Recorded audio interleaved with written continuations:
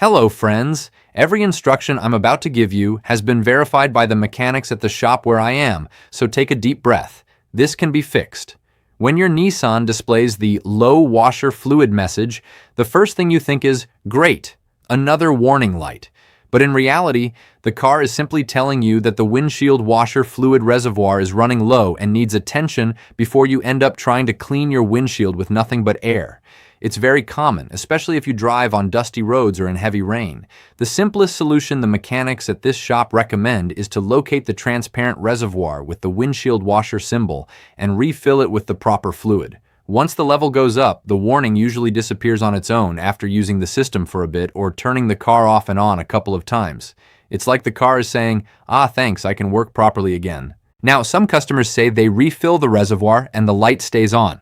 That's when the level sensor comes into play. This small sensor inside the reservoir can get dirty or send incorrect signals if debris, residue, or even washer fluid buildup accumulates over time. Cleaning it or replacing it typically makes the message disappear permanently, according to mechanics and users in specialized forums.